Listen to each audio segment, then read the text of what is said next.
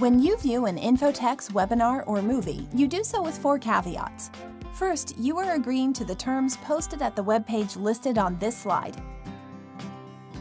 Second, our lawyers want you to know that what infotext presents is often time-dated or about new trends, regulations, or guidance, and therefore we cannot provide this material with any warranty whatsoever.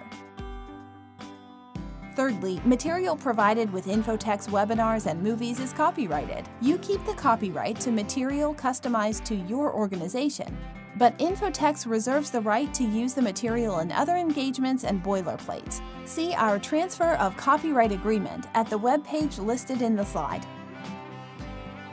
Finally, those who view our webinars or movies may be added to an email mailing list. If you do not wish to receive notice of additional educational opportunities, please accept our apologies and please opt out at the webpage shown on the slide. Hello everyone, and welcome to this year's R7. My name is Adam Reynolds, the Information Security Officer here at Infotext, and I'm here today to talk about the top 7 risks that board members should be aware of in 2026. Today's agenda is split into 3 sections. First, I'd like to discuss the board's role in cybersecurity risk management, then talk about 7 risks that are important to know in 2026, and finally discuss how the board can manage these risks. So let's dive right into the first topic and discuss the board's role when it comes to cybersecurity. There are many areas of risk when we talk about cybersecurity. Confidentiality, integrity, and of course availability. These are typically the first 3 risks when we're talking about information security. Customers give us their information and we must keep it confidential. We must keep accurate records of their accounts to ensure integrity, and our systems must be up and working so we can provide them our services. There are, of course, also legal and compliance risks, reputational risks, requirements to maintain an IT governance program that is audited and examined, and many other risks. But when it comes to priorities, it's about that top item, confidentiality. We need to protect our customers by keeping their information safe. And this is done in many ways. Looking backwards, we must receive and review the reports we get, especially those with risks that are high or critical. We must understand those risks in reports because they come from many areas. The annual report to the board should summarize cybersecurity risk from areas such as IT audits and exams, tabletop tests related to incident response and business continuity, and reports from vendors and their risk, of course. And then we also must be looking forward. And we do that when reviewing and updating policies annually, reviewing risk assessments before approving new technologies, making sure new technologies are aligned to the business plan, and that there is an adoption strategy, a planned path forward. And of course that we've done our required due diligence and are managing any risk we accept. As well as by approving IT audit plans. There are many ways we try to manage cybersecurity risk. But again, it all comes back around to protecting our customers. And for the last section, I mentioned I'll be discussing how to manage these risks. So I wanted to bring the areas we should be focusing on that I'll discuss last before moving into the 7 risks for 2026. So we can see how those 7 risks fit into our area of focus. And those areas are audit and exam readiness. Results of audits and examinations are very important, of course, but how ready we feel for those is also very important. If we have confidence in our IT governance program, in how we protect our customer information, then we can expect our audits and examinations to go well. Audit readiness is a common indicator that we are managing cyber risk well. 2, awareness training. In order to manage risk, we must first be able to identify risk. Awareness training is important to everyone, even your customers. Awareness training helps our people spot risk and react appropriately, cutting off the risk or raising awareness of it to those who can respond. Incident response and business continuity testing. If there does happen to be an incident at the bank, which requires the activation of our incident response or business continuity plans, how ready are we to react? After we've spotted a risk, do our plans address them correctly, and are we testing that? And then finally, managing new risks, which we'll kind of discuss over the next couple of sections. So the board's role is protecting customer information and being aware of and managing cybersecurity risk. So what are some important risks in 2026? We have a list of 7 risks we would like to bring to your attention. And for this year, that would be AI-powered fraud, evolving cyber threats and ransomware, third-party and cloud concentration risk, IT supply chains, separation of duties and IT governance maturity gaps, staffing constraints and key person dependency risk, and finally, digital banking expansion and attack surface growth. Many of these items are not new, but the threats from them are changing. The likelihood and impact are increasing. And some of these risks may not be specific to your institution. The last 2 items were included as we have seen significant growth over the years at many of the institutions we work with. And with growth, there is increased risk in certain areas. And while all of these, again, may not be important as others in this list to you, they should be something you as a board member should be aware of. So, starting off with AI-powered fraud. As we know, social engineering is not new. AI is not new, but we are seeing increased use of AI to drive fraud in social engineering. Just a couple of years ago, we could rely on a few ways to spot a fish. But with AI, spelling mistakes and grammatical errors are being reduced. The ability to impersonate someone through their voice is becoming more available thanks to AI as well. And we've seen that not at our clients yet, at least, but in the news, this is happening in real time. And of course, we not only have to protect ourselves, but our customers as well. And so what we are seeing are more highly personalized social engineering against our customers, where the attackers are using more personalized messages. The attackers are scraping social media, using all the information that is out there from the breaches that have happened, and then leveraging AI to make those attacks even better. And of course, we're seeing this against our employees as well. The internal risks also include such items. Faked voice and video now. Of course, email phishing, where the emails look more legitimate. And this is typically targeted at frontline staff such as those at a help desk or call center, as well as specific individuals at our institution. But I wouldn't say the impact has changed much here. The threat of social engineering isn't new, but with AI, we are seeing an increased likelihood that attacks are successful. This, of course, could create operational disruptions as well as reputational damage if the attacks are successful. Therefore, one question I have related to AI-driven fraud is, are we training employees and customers to specifically include AI-based social engineering attacks? So the impact is staying the same. If we fall victim to social engineering, the consequences are similar. But again, it's the likelihood that increases as social engineering attacks get more sophisticated and continue to use AI.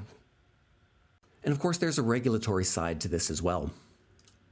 Across agencies, they're wanting to see the risks posed by AI incorporated into many different areas, such as risk assessments, identity verification and know your customer programs, vendor and model risk management, incident response planning, and of course, customer authentication and access controls. Again, these are things that we have had in place, but thanks to AI specifically and the threats that come with them, are increasing the threats so that AI risks need incorporated into all of these areas. And then when looking at those things, making sure that we understand that these aren't new threats, but AI is making them worse. It's really a threat multiplier. That AI-related fraud risks are overseen from a top-level perspective, not just cybersecurity or IT. And that if using third parties for fraud detection, that third party is properly vetted, monitored, and governed. And this last one requires discussion with your vendors about fraud detection specifically. But in general, you should also be aware of how all of your vendors are using AI, especially focusing on those that have access to customer information first. And I mentioned customers earlier, because they may have higher expectations. Customers expect that institutions communicate and manage these risks, even if the customers are being targeted directly, not your institutions. And then in today's environment, there of course are reputational risks as well, if that AI is not being addressed. So my key takeaways for AI-driven fraud include the fact that on defense, we are reacting to our attackers, and we need to grow as the risks do. But we are reactionary, so we will typically lag a little bit behind the attacks. That's why awareness is a primary goal of risk management. And again, AI is a risk multiplier. By itself, AI doesn't really pose a risk. But our previous risks, especially when it comes to social engineering, are only going to be enhanced on the attacker side by AI. And that's why we need to strengthen multi-layered social engineering defenses wherever we can. We want defense in depth. If an employee does accidentally click on a malicious link, will our system stop it? And then making sure our governance and oversight is aligned with regulatory expectations. This is just going to continue to grow in 2026 and beyond, which again goes back to the AI is a risk multiplier, and it's the board's responsibility to understand and manage that risk. The second risk is evolving cyber threats and ransomware. Again, something that's also being enhanced by AI. I'm sure I don't have to say this, but financial institutions are a prime target for the bad guys. They have the money. They have the confidential customer information. And typically, banks want to be back up and serving customers fast, which can also be used against them. And then IT and technology are playing a greater and greater part in banking, increasing the possible attack vectors. Attackers have also become more strategic, especially when it comes to ransomware. The bad guys used to infiltrate the system, lock them up through ransomware, and then extort that for money. But now we've seen that after payment is sent, there can be second or even third demands. Attackers are spending more time in banks' networks before exploiting vulnerabilities to better understand and exploit their attacks. And these can be targeted attacks now, where they focus on one institution because we see attackers in general becoming more specialized. Attackers can gather more information about us than ever before and leverage that information into attacks. And attacks are getting harder to detect as well. Of course, the attackers are constantly adapting to newly discovered vulnerabilities, new patches. It's really a back and forth between attackers and defenders, which unfortunately favors the attackers as they make the first move. But this isn't new. But again, AI is also being leveraged here to design and deploy new attacks faster than ever. So as attacks are evolving, we're also seeing increased impacts with more sophisticated attacks and tools. So it may come as no surprise, but likelihood is also increasing due to geopolitics. Global instability increases the likelihood of attacks.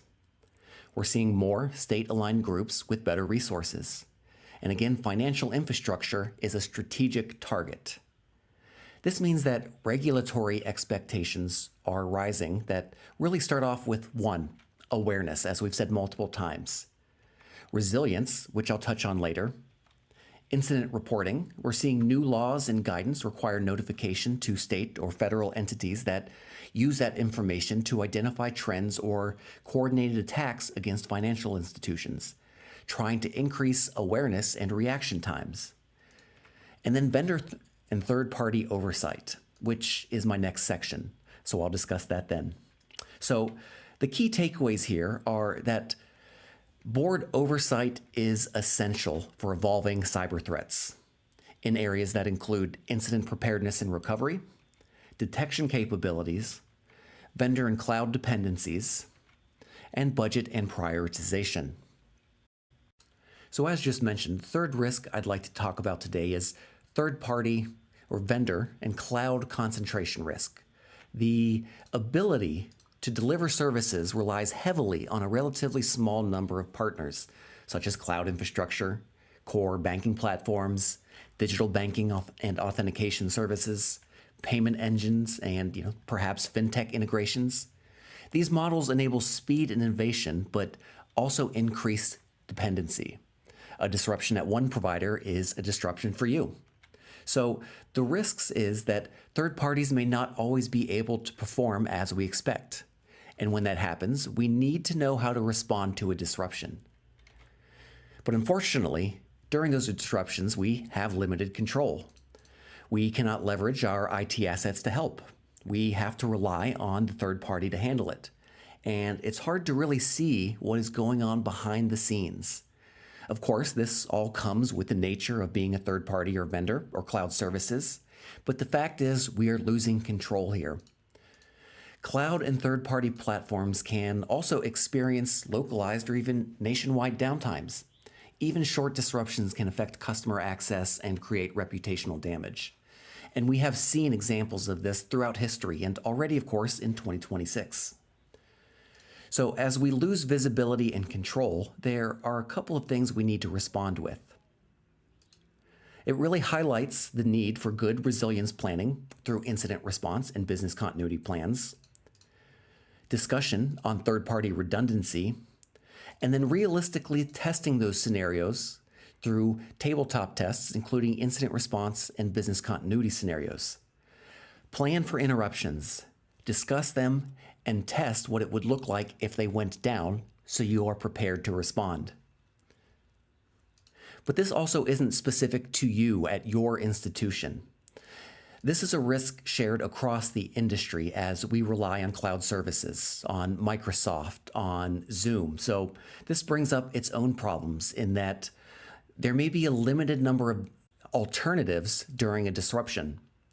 This disruption may turn out to be industry-wide, to have greater reliance on third, fourth, and even fifth parties.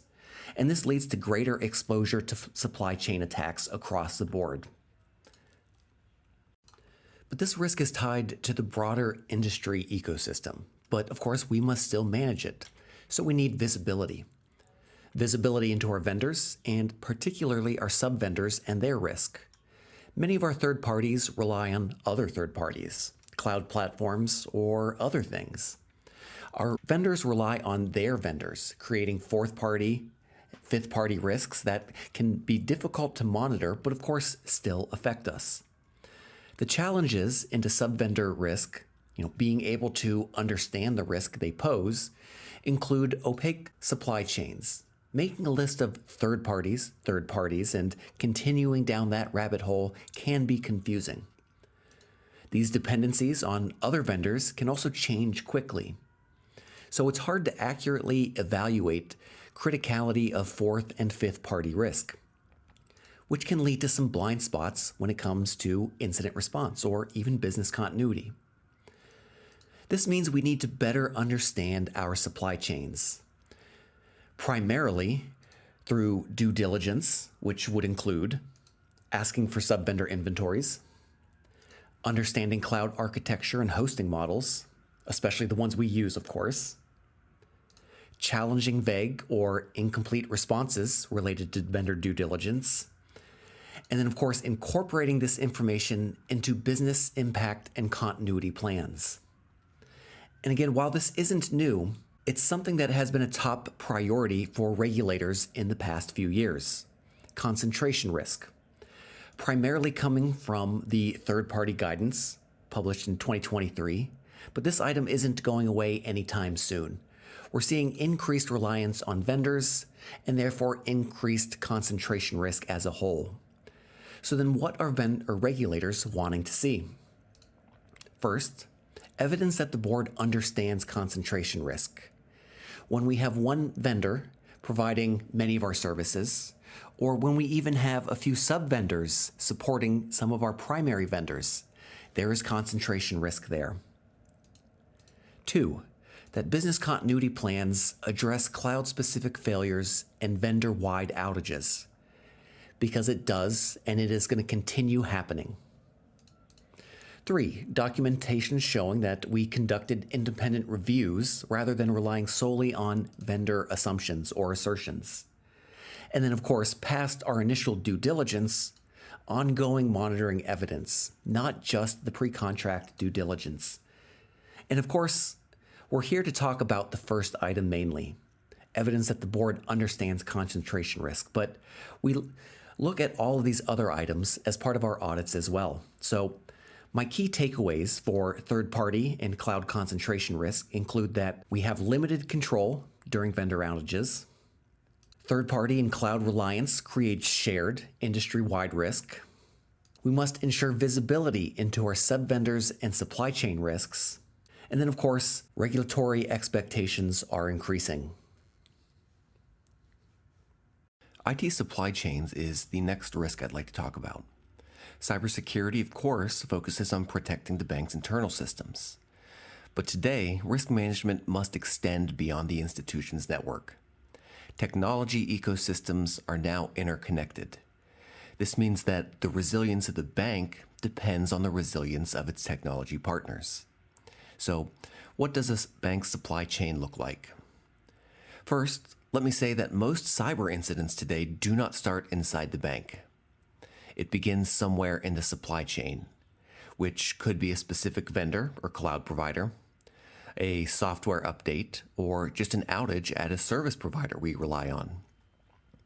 And banks have many vendors, which of course includes the core, the vendor hosting or developing the online banking platform, IT service providers and cloud and software vendors, and many others. In 2026, banks rely on many vendors for the bank itself to provide its services. And the challenge is that each of these vendors have their own vendors, sometimes dozens or even hundreds. So then your supply chain indirectly also includes the vendors of your vendors, which creates fourth and even fifth-party risks. Security now depends on organizations you have never met and cannot directly control. So, what are driving these trends in 2026? And there are three main drivers that I want to mention. Cloud and software as a service concentration. Many banks now rely on a small number of technology providers. If one major provider experiences a disruption, thousands of institutions can be affected simultaneously. Second, software update attacks. Attackers increasingly compromise the software development or update process, allowing malicious code to be distributed through legitimate vendor updates. And then third, operational complexity. Modern banking technology involves layers of providers, subcontractors, and infrastructure providers. Visibility into these dependencies is very limited. For small community institutions, this means your operational resilience is increasingly dependent on the resilience of others. And we have seen this in the past. Major supply chain attacks that have affected us. Software update compromises such as SolarWinds. File transfer vulnerabilities like MoveIt, and attacks at service providers which have brought down our services. Instead of attacking banks individually, attackers compromise a trusted vendor and gain access to many organizations at once. So, what do regulators expect the board to understand here? First, directors do not need to manage vendors directly, of course. There is an approved vendor management program for that. But we need to ensure that supply chain risks are incorporated into operational resilience. They want to see that strong vendor management program is in place that can identify critical vendors. That risk from the vendors of your critical vendors represent dependency risk. That you monitor risk where it is concentrated in your vendors, and that you can respond if there is a breach at a vendor or an operational failure as part of your incident response or business continuity programs. So, let me bring up a few questions that would be good to ask. We can strengthen our oversight by asking questions such as, which vendors are considered critical to our operations? Do we understand the major dependencies behind those vendors? How do we monitor the cybersecurity posture of our critical providers? What would happen if one of our major technology providers experienced a multi-day outage? And are supply chain scenarios included in our incident response and business continuity tests? Asking these questions help ensure that the board is engaged in oversight without getting into the operational details. So, the big points I want to make on IT supply chains are that resilience of the bank depends on the resilience of its partners. Today, risk management must extend beyond the institution's network. Supply chain risk is now a board-level issue, and we need to make sure that we understand our vendor dependencies, especially for our critical vendors and where we have vendor concentration, and that those vendors, especially again the critical vendors, are monitored on an ongoing basis. And if we do detect something, that we can respond in a timely manner to that disruption or breach. Our next risk is separation of duties and IT governance maturity gaps. First, I want to talk about separation of duties, or segregation of duties. I want to stress that separation of duties is really a foundational control in IT and financial services. It ensures that no single individual can both execute and oversee critical technology functions. And as cyber threats increase and technology environments become more complex, weak separation of duties creates both operational and security risks. And regulators increasingly view this as a governance maturity issue, not a simple technical control. So what separation of duty accomplishes is it helps ensure that key technology responsibilities are divided among different individuals or functions to prevent errors, abuse, or undetected security incidents. Common examples in banking environments include system administration versus security monitoring, network management versus vulnerability scanning, user provisioning versus their access reviews, change implementation versus change approval, and vendor management versus vendor oversight. So separation of duties reduces the risks of mistakes, fraud, or compromised systems going undetected. And this is hard particularly for community banks, primarily because smaller institutions often operate with very limited IT staff and resources. Common situations include one individual serving as the IT director, systems administrator, and security officer, or a single person managing user access, network changes, and vendor administration, and then reliance on third-party providers without independent oversight. These arrangements are understandable operationally, but they do create governance maturity gaps that we're seeing regulators increasingly scrutinize. And so the risks posed by having these gaps are things such as cyber incidents have a more chance to succeed because one individual controls too many functions. Examples of this would include administrator credentials being compromised. That one compromise can let an attacker change logs and disable alerts. Insider abuse is harder to spot as one person can implement and approve transactions or data access. Misconfigured systems can go unnoticed because the same person who made the change is also responsible for monitoring it. And vendor systems could be connected without independent risk review. In many breaches these days, the problem is not lack of technology, but it's lack of independent oversight.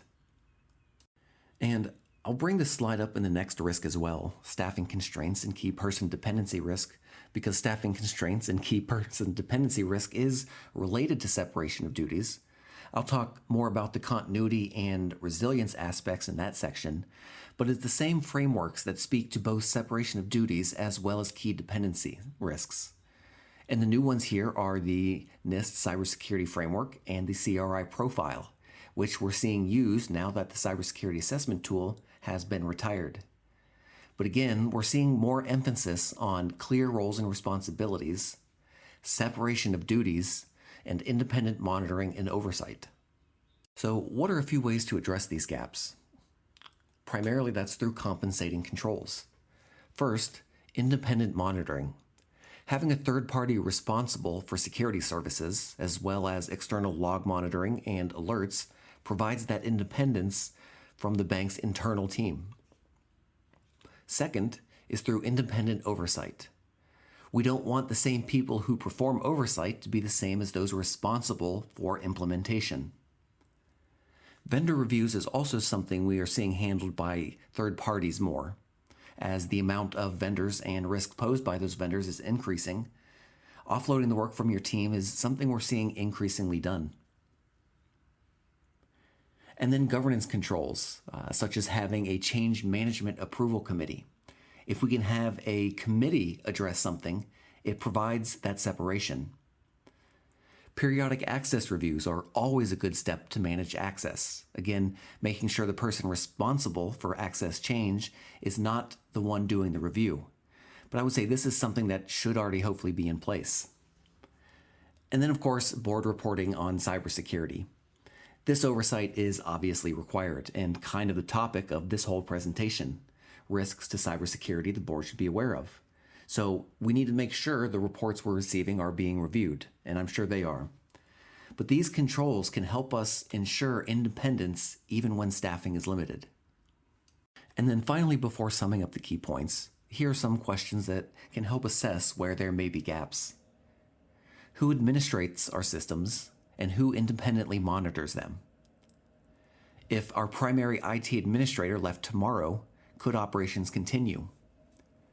Do we have independent monitoring of security logs and alerts? Who reviews administrator activity and privileged access? Are external vendors performing any security monitoring or oversight functions? And then when was the last time we reviewed separation of duties across IT functions? These questions can help ensure governance maturity keeps pace with technology risk. So then, what are the key takeaways for separation of duties and IT governance maturity gaps? It's really that separation of duties is a core cybersecurity control, not just a best practice. And it's something that small institutions naturally face challenges with due to limited resources. But the goal is not perfect separation, but independent oversight and monitoring. And then external partners, audits, and governance processes can help close those maturity gaps. And of course, board awareness and oversight are critical to ensuring risk remains acceptable. Staffing constraints and key person dependency risk. Really, why human capacity is becoming a cybersecurity and operational risk. Technology risk is no longer just about systems. Increasingly, the biggest risk at smaller institutions is dependence on a small number of individuals who hold critical knowledge or responsibilities. Many community institutions operate with smaller teams. That efficiency works well operationally, but it can also create a situation where one or two people may hold disproportionate control or knowledge over critical systems.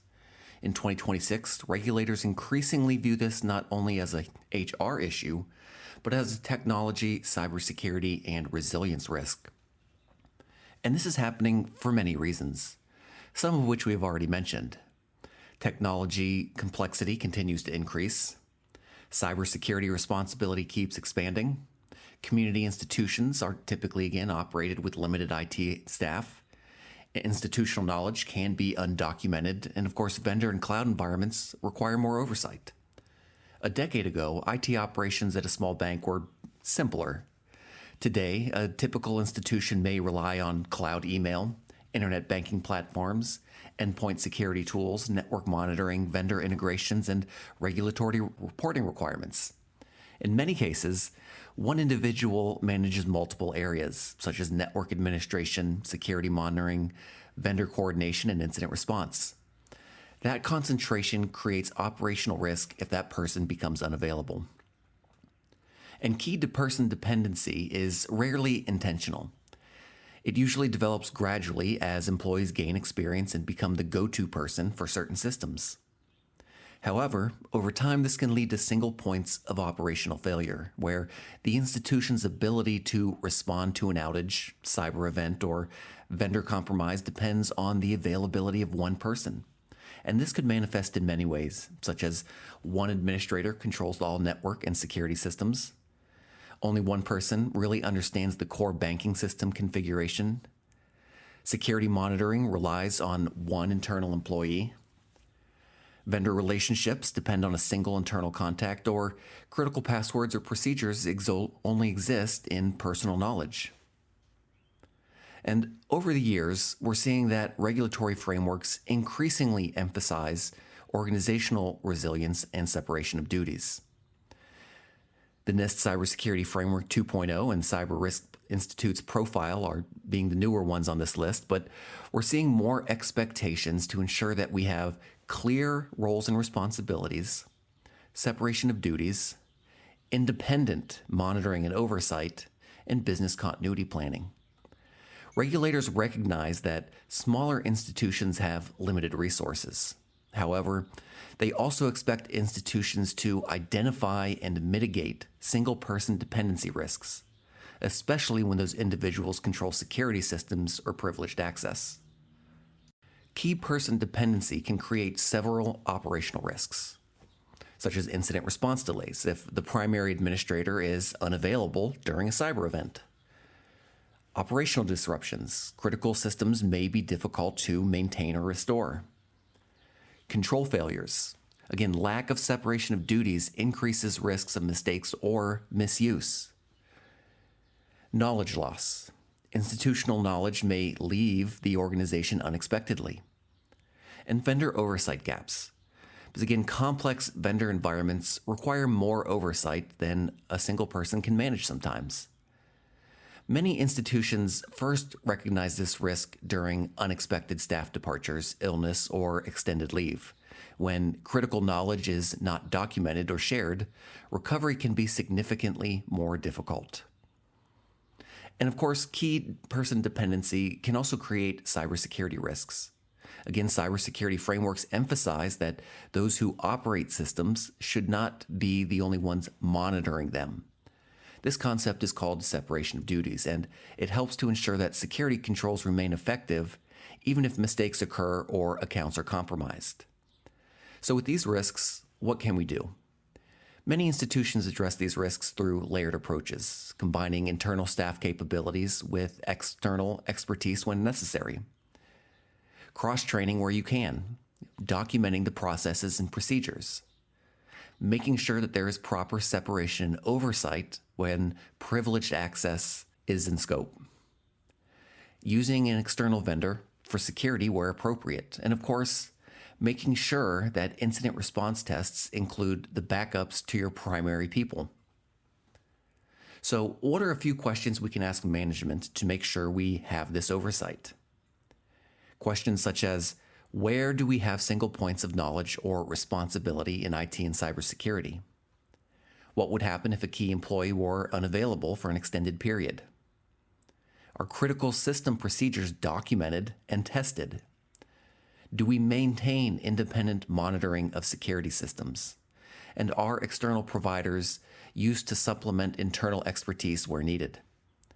These questions should help us understand and manage that risk of staffing constraints and key person dependency risks. So the key takeaways here are that small teams are okay. We have limited resources, but we must use them effectively, which includes that critical knowledge is documented, responsibilities are distributed appropriately, and independent monitoring exists where needed. And that all of this is really to support us so that we can operate safely even if key personnel are unavailable. Managing key person dependency is ultimately about resilience, ensuring the institution can continue to operate safely even when unexpected events affect personnel. Our final risk in this presentation, and this is one that isn't necessarily applicable to all institutions, but as a lot of the institutions we work with, we have seen expansion when it comes to digital banking and their online attack surfaces. So first, let me define an attack surface. Really, the attack surface represents every place where an attacker could attempt to gain access to our systems, customer data, or transaction capabilities. And this includes a lot of different areas in 2026. This would include areas such as internet banking platforms, mobile banking applications, online account opening systems, payment integrations that we have, APIs if we're using that with fintech partners, cloud-hosted services, third-party digital service providers, and customer-facing web applications. Each new service increases the number of systems, credentials, integrations, and vendors that must be monitored and secured. For attackers, these additional entry points create more opportunities to find a weak link. And these attacks can materialize in such things as account takeovers, criminals using phishing, credential stuffing, and social engineering to gain access to online banking accounts. API exploitation, something that we don't see too much with the institutions we work with, but Weakly secured integrations between banks and fintech platforms can, of course, expose sensitive data or transaction capabilities. Digital account opening fraud. Synthetic AIs and AI-generated identities are becoming increasingly used to open fraudulent accounts. And then vendor platform breaches, which again we've talked about, but if a digital banking vendor experiences a breach, multiple banks may be affected simultaneously, and these risks can lead to, of course, financial loss, regulatory scrutiny, and reputational damage. And we've seen several trends that are really accelerating the attack surface growth across the banking industry. First, digital onboarding and remote banking adoption continues to rise, particularly as smaller banks compete with fintechs and larger institutions. Second, many digital banking capabilities are delivered through third-party platforms and APIs, meaning the bank's security posture increasingly depends on external vendors. Third, cyber criminals are actively targeting these systems because they provide direct access to customer transaction and authentication processes. And then finally, AI is enabling attackers to automate discovery of exposed services, credentials, and vulnerabilities across the internet. The result is a larger, more complex digital ecosystem that must be secured and governed. A key driver of attack surface growth is the increasing reliance on third-party digital service providers, which we've discussed some. But many critical digital services are delivered through vendors, including digital banking platforms, loan origination systems, fintech integrations, identity verification services, fraud monitoring platforms, and cloud hosting platforms. So, what is the board's role here?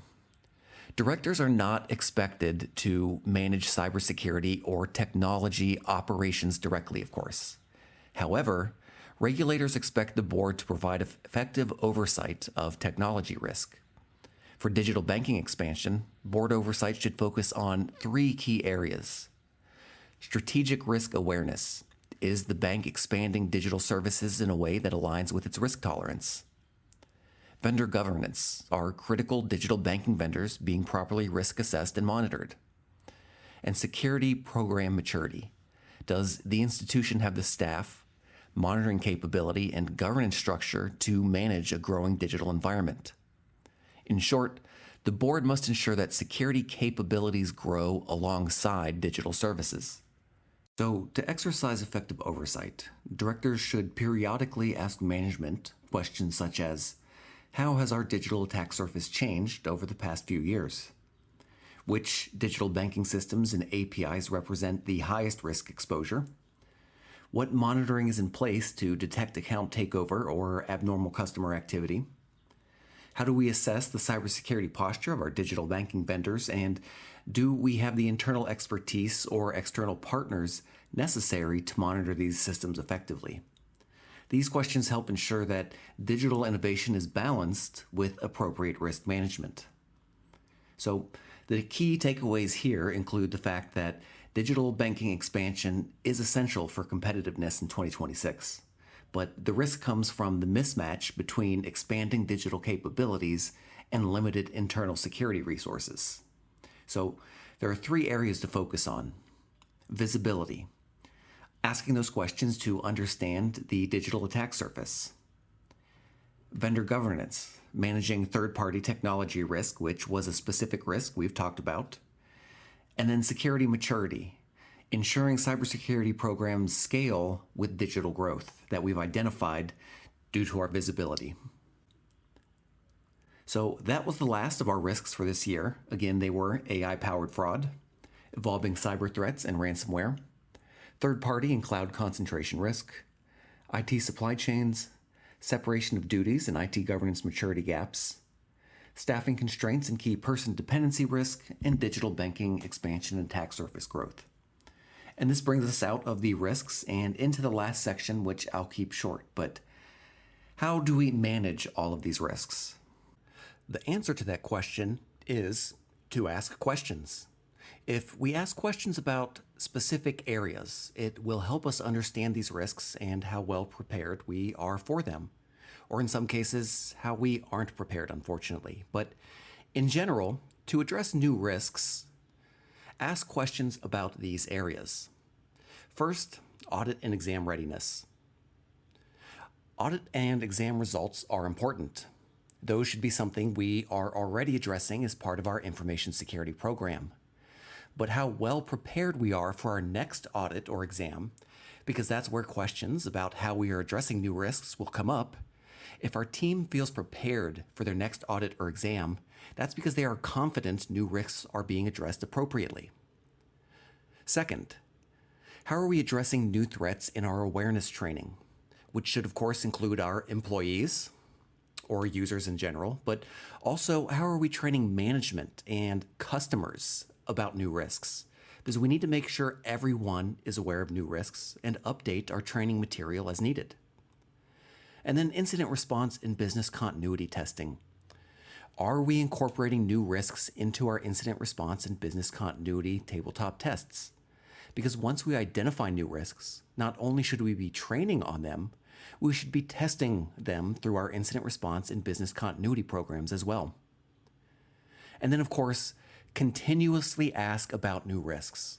The best way to identify new risks is just with a somewhat simple question. What are the new risks we're facing?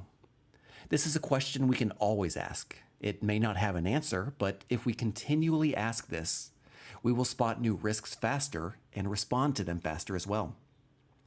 At Infotex, we have a weekly management team meeting where we have a standard agenda, and one thing on that agenda is to ask about new risks. Are there any new risks management team members are hearing about? That could be from employees, it could be from conferences, news articles, etc. There are a lot of sources new risks might come from, but if we are always asking about new risks, that's how we're going to find them. And then finally, back to why. This all falls under the fact that we are responsible for protecting our customers and their information. We should always keep this framing in mind. We want to protect our customers, so we want to identify and respond to new risks as they emerge. But that finishes this presentation. If you do have any questions or comments, please feel free to reach out to us. And thank you for watching this video.